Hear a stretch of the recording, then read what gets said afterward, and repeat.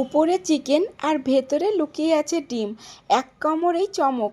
এত সুন্দর রেসিপি তোমরা হয়তো এর আগে দেখোনি, আর খেতে হয় অত্যন্ত সুস্বাদু। আমার আজকের এই রেসিপিটি দেখতে যতটা ভালো বন্ধুরা, খেতে কিন্তু তার থেকে অনেক গুণ বেশি সুস্বাদু, আর তৈরি করা ততটাই সহজ। তাহলে চলো আর দেরি না করে তৈরি করে ফেলি। এখানে আমি নিয়েছি 300 গ্রাম চিকেন কিমা। দেখো, এবার দিয়ে দিচ্ছি কিছু মশলা। দিচ্ছি হাফ চামচা লবণ, সামান্য হলুদ গুঁড়ো, দিচ্ছি 1 চামচা লঙ্কা গুঁড়ো, হাফ চামচা জিরে গুঁড়ো, দিচ্ছি সামান্য গরম মশলা গুঁড়ো, আর এখানে দিচ্ছি অল্প করে চিলি ফ্লেক্স। আর দুটো পেঁয়াজ কুচি করে নিয়েছি, সেই পেঁয়াজ কুচিটা দিয়ে দিচ্ছি ধনেপাতা কুচি, আর দিচ্ছি একটা ছোট বাটির 1 বাটি বেসন, আর সামান্য সর্ষের তেল। সব উপকরণগুলো দিয়ে খুব ভালোভাবে আমি চিকেনের সঙ্গে মিশিয়ে নিচ্ছি, মানে চিকেনের কিমার সঙ্গে মিশিয়ে নিচ্ছি। দেখো, আমি কিন্তু সব উপকরণ দিয়েছি, কিন্তু তবু একটা ভুলে গেছি, মানে এখানে আমি আদা রসুনের পেস্ট দিতে ভুলে গেছি। সেটাই দিয়ে দিচ্ছি, প্রায় এখানে 1.5 চামচা মতো আদা রসুনের পেস্ট দিয়ে দিচ্ছি।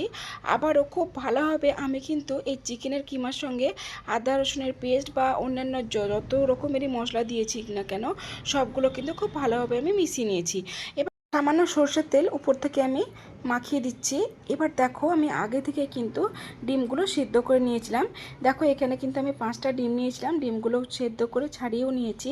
এবার দেখো কত সহজেই এই উপরের আবরণটা আমি দিয়ে দেবো। ডিমের উপরে গোটা গোটা ডিম আছে ভেতরে, দেখতেই পাচ্ছ, আর উপরের আবরণটা দিয়ে দিচ্ছি। আর এই রেসিপিটা বন্ধুরা এত সহজভাবে তৈরি করব, আর একদমই নতুনত্ব দেখে নিশ্চয়ই বুঝতে পারছো। আর খেতে যে কতটা সুস্বাদু হয় তোমাদের মনে বলে বোঝাতে পারবো না। দেখো, ডিমটা কিন্তু চিকেনের আবরণ দিয়ে পুরোটাই ঢেকে দিয়েছি, দেখে বুঝতেই পারা যাচ্ছে না যে ভেতরে একটা গোটা ডিম আছে। একইভাবে আমি সবগুলো কিন্তু কোট করে নেব এই চিকেনের পুরটা দিয়ে।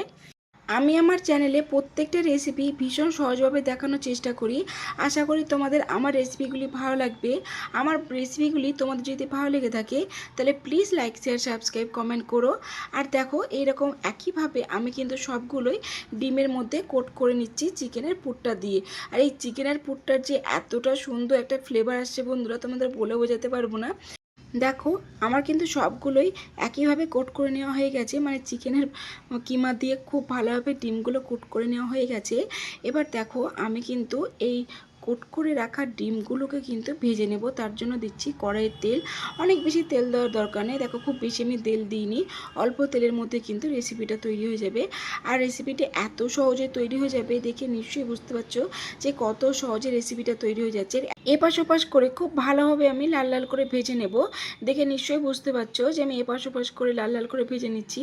আর খুব সাবধানে কাজটা করতে হবে বন্ধুরা, খুব তাড়াহুড়ো করলে হবে না, তা না হলে ডিমের উপরে যে আর আবরণটা সেটা কিন্তু ছেড়ে যাবে। যেহেতু আমি এখানে বেসন ইউজ করেছি তার জন্য খুব তাড়াতাড়ি ছেড়েও যাবে না। দেখো, ডিমগুলো কিন্তু আমার সবগুলোই ভাজা হয়ে গেছে।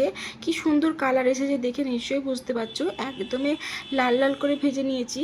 দেখে বুঝতেই পারা যাচ্ছে না যে আমি এই ডিমের উপরে কোনো একটা আবরণ দিয়েছি, মনে হচ্ছে গোটা সেদ্ধ ডিম যেন আমি এখানে লাল লাল করে ভেজে নিয়েছি। এই তেলেই ফোড়ন দিয়ে দিচ্ছি গোটা গরম মশলা। এখানে নিয়েছি 2টো ছোটো এলাচ, দারচিনি, আর একটা শুকনো লঙ্কা। দেখো, খুব ভালোভাবে আমার গোটা মশলাটা ভাজা হয়ে গেছে। এবার দিয়ে দিচ্ছি সামান্য জল, দিচ্ছি আদা রসুনের পেস্ট 1 চামচা মতো আদা রসুনের পেস্ট দিয়েছি, হাফ চামচা হলুদ গুঁড়ো, হাফ চামচা লবণ, 1 চামচা লঙ্কা গুঁড়ো, হাফ চামচা জিরে গুঁড়ো, সামান্য গরম মশলা গুঁড়ো, আর এখানে 2টো পেঁয়াজ আমি পেস্ট করে নিয়েছি, সেই পেঁয়াজটা দিয়ে দিচ্ছি। একটা ছোট্ট বাটির 1 বাটি টক দই, আর সামান্য কেশরি মেথি। সবগুলো দিয়ে খুব ভালোভাবে আমি মশলাটা কিন্তু কষিয়ে নিচ্ছি যতক্ষণ পর্যন্ত না মশলা থেকে তেল ছেড়ে দিচ্ছে।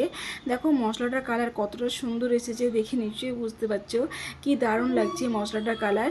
মশলা থেকে তেল ছেড়ে দিয়েছে। এবার আমি দিয়ে দিচ্ছি সামান্য জল। আমি কিন্তু খুব বেশি জল এখানে ব্যবহার করিনি, আমি এখানে প্রায় 1 কাপ মতো জল দিয়েছি, এর থেকে বেশি জল আমি দেবো না। দেখো, গ্রেভিটা কিন্তু খুব ভালোভাবে ফুটে গেছে। এর উপরে আমি দিয়ে দিচ্ছি ধনেপাতা কুচি। ব্যাস, আমি আর কোনো মশলা দেবো না। এবার ডিমগুলো এই গ্রেভিটার মধ্যে দিয়ে দিচ্ছি। দেখো, কি ভালোই না লাগছে দেখতে, তাই না? কি বড় বড় ডিমগুলো তাই মনে হচ্ছে দেখে।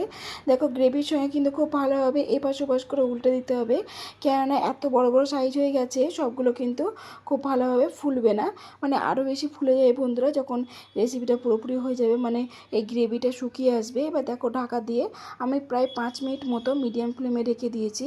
দেখো, গ্রেভিটা কিন্তু অনেকটাই শুকিয়ে গেছে, এর থেকে বেশি কিন্তু আমি গ্রেভিটা কম নামিয়ে দেবো না, ব্যাস থাকবে। আর দেখো বন্ধুরা ডিমগুলো কতটা ফুলে গেছে, ফুলে ডাবল হয়ে গেছে, কি সুন্দর লাগছে দেখতে, তাই না? দারুণ সুন্দর হয়েছে বন্ধুরা। কালারটা দেখো কতটা সুন্দর হয়েছে, আর কি সুন্দর সেন্ট বেরোচ্ছে, তোমাদের বলে বোঝাতে পারবো না।